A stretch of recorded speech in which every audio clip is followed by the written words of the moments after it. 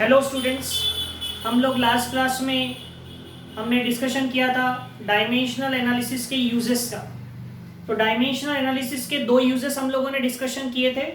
पहला यूज हमने उसमें डिस्कशन किया था कि कोई भी फिजिकल क्वांटिटी जो है, इक्वेशन जो है, उसकी करेक्टनेस हम चेक कर सकते हैं बाय डायमेंशनल एनालिसिस। और दूसरा कि अगर कोई रिलेटेड टर्म्स है, यानी कोई रिलेटेड, एक दूसरे से रिलेटेड क्वांटिटीज है, फिजिकल क्वांटिटीज, लेकिन हमको ये नहीं मालूम कि उनके बीच में रिलेशन क्या है, तो वो रिलेशनशिप हम फाइंड आउट कर सकते हैं बाय यूजिंग डायमेंशनल एनालिसिस। ये हम दोनों उसके यूजेस डिस्कस कर चुके हैं। अब हमें थर्ड यूज उसका डिस्कस करना है, वो है to find the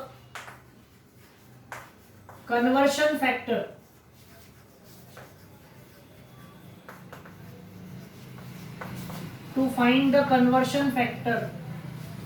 between the units of same physical quantity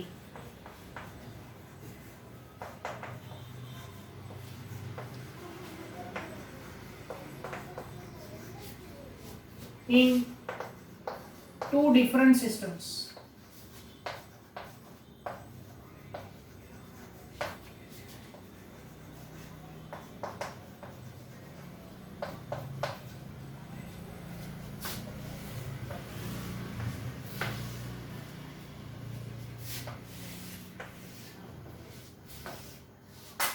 यानी सेम फिजिकल क्वांटिटी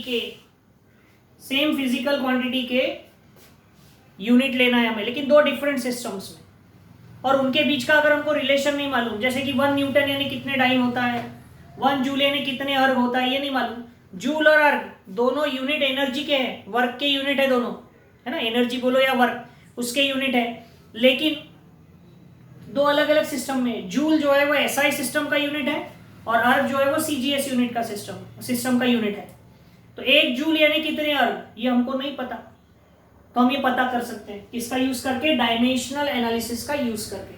तो हम यही एग्जांपल ले लेते हैं, 1 जूल मींस हाउ मेनी अर्ग, ये हमको नहीं पता है। सो लेट अस कंसीडर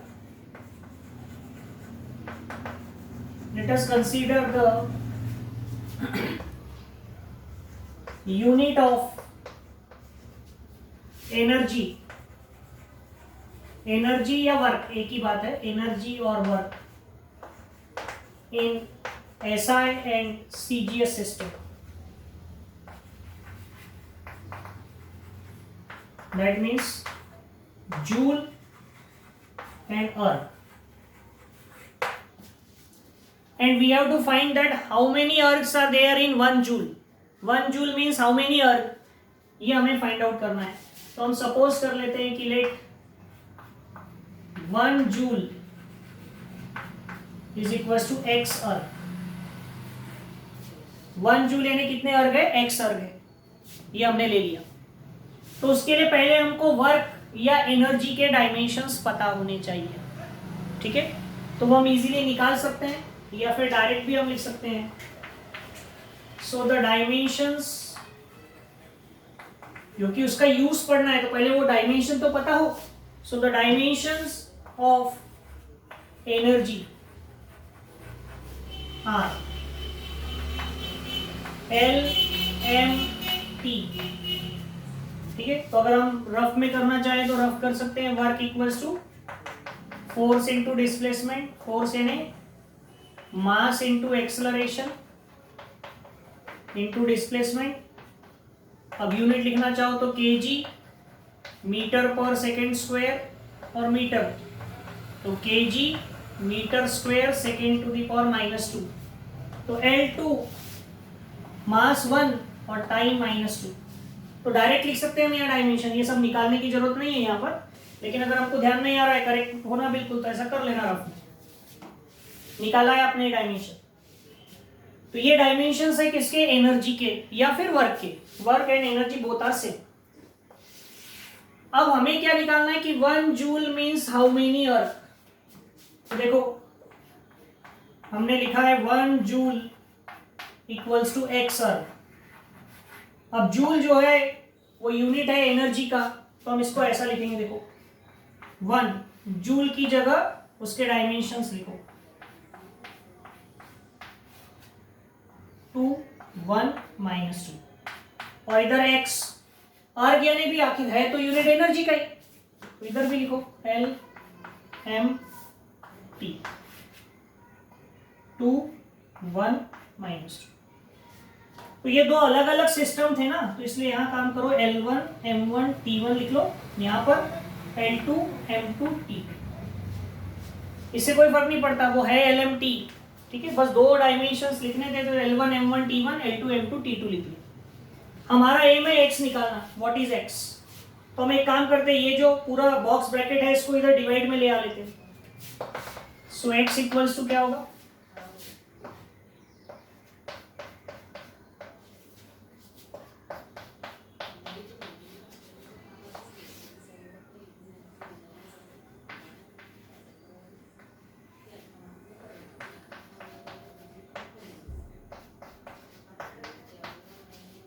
ऐसा हो जाएगा, ठीक है। अब इसको वापस यूनिट में कन्वर्ट करते हैं, तो ये ऊपर वाला L1 M1 T1 जो है ये SI सिस्टम है, तो लेंथ का SI यूनिट क्या होता है, मीटर, तो मीटर का स्क्वायर स्मॉल m है। n यानी मास, SI यूनिट क्या होता है kg, तो kg to the power 1। t यानी क्या होता है टाइम, तो सेकेंड टू द पावर -2। ये ऐसा यूनिट्स लिख लिए। नीचे कौन सा यूनिट है, CGS, तो लेंथ का CGS यूनिट क्या होता है सेंटीमीटर, मास का क्या होता है ग्राम, और टाइम का क्या होता है सेकंड। ये दोनों तो कैंसिल हो गए। मीटर, 1 मीटर यानी 100 सेंटीमीटर, उसका स्क्वायर। 1 kg यानी 1000 ग्राम, और ये सेंटीमीटर स्क्वायर, और ये ग्राम। तो 100 का स्क्वायर क्या हो जाएगा 10,000, और ये 1000, और डिवाइड में क्या है सेंटीमीटर स्क्वायर और ग्राम, ग्राम टू दी पावर, ये तो gram gram cancel, centimetre square cancel. तो ये कितने जीरो है, 2 और 2 4, और ये 3 7, सो ये 10 टू दी पावर क्या आ गया 7। किसकी वैल्यू आई है x की। देखो ये सॉल्व हम जो कर रहे थे x की वैल्यू निकाल रहे थे, तो x कितना आया 10 टू दी पावर 7।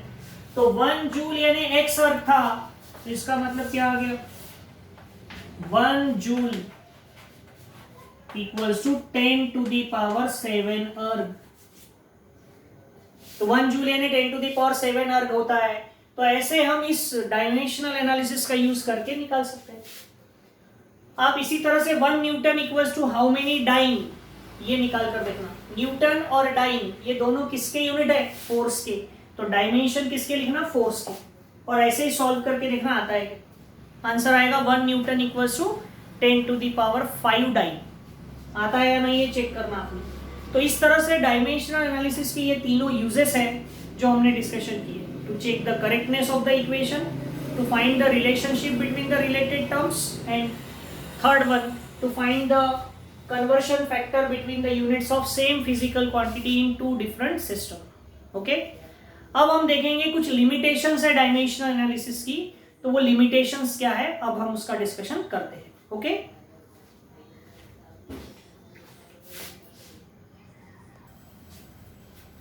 अब देखो limitations क्या है डायमेंशनल एनालिसिस की। What are the limitations of dimensional analysis?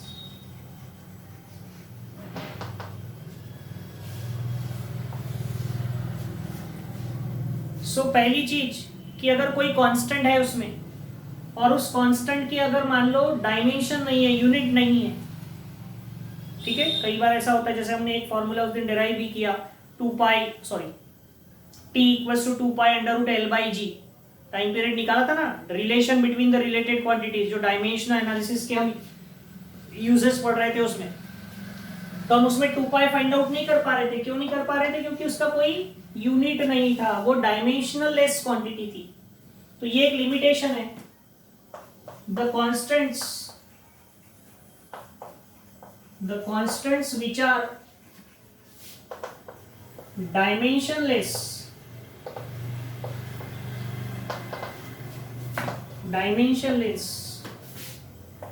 that cannot be found out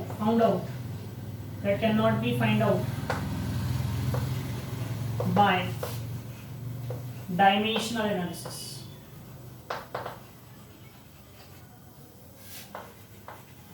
हम उनको डायमेंशनल एनालिसिस से फाइंड नहीं कर सकते। फिर कैसे फाइंड कर सकते हैं? एक्सपेरिमेंटली। ठीक है। Such constants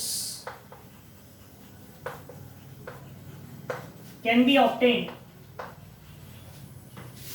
obtained experimentally.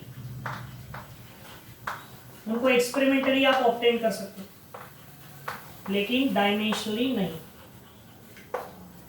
ठीक है।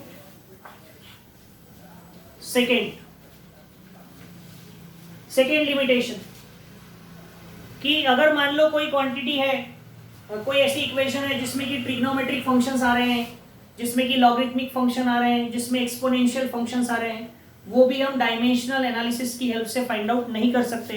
क्योंकि चाहे ट्रिग्नोमेट्रिक फंक्शन रहे, लॉगरिथमिक फंक्शन रहे या एक्सपोनेंशियल फंक्शंस रहे, इनके कोई यूनिट नहीं होते।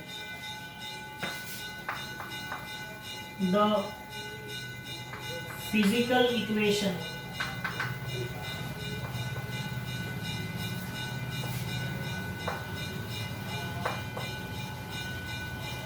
containing exponential, logarithmic,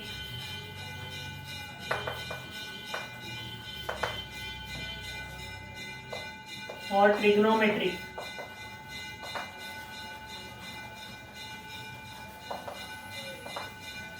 functions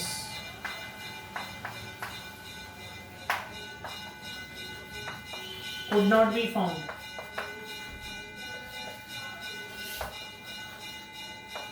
by dimensional analysis.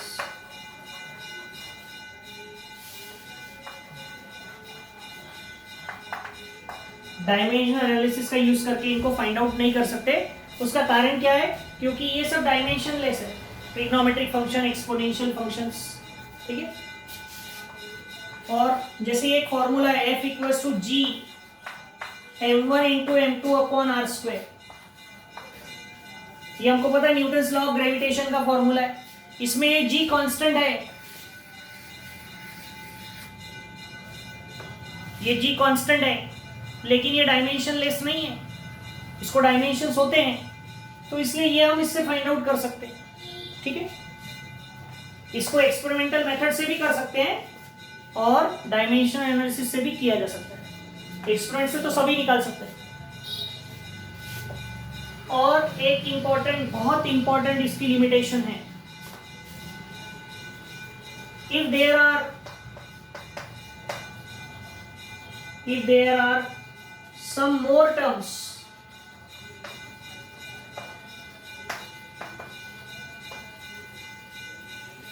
having the same dimensions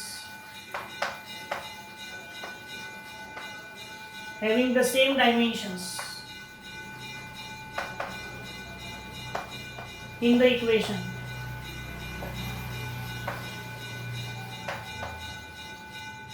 if there are some more terms having the same dimensions in the equation, okay, so that can if there are some more terms having the same dimensions in the equation, then it is not possible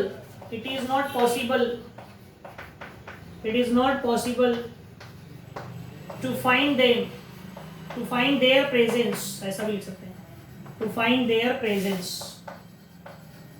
यानी वहां पर और भी कुछ terms हो, और भी हो जिनके वही डायमेंशन है, तो हम उसमें फाइंड आउट करना पॉसिबल नहीं हो पाता कई बार। जैसे एग्जांपल, काइनेमेटिक्स की सेकेंड इक्वेशन है, ऐसी इक्वेशन है, S equals to ut plus half at square, ये करेक्ट इक्वेशन है। अगर आप इसको किसी ने गलती से ऐसा लिख दिया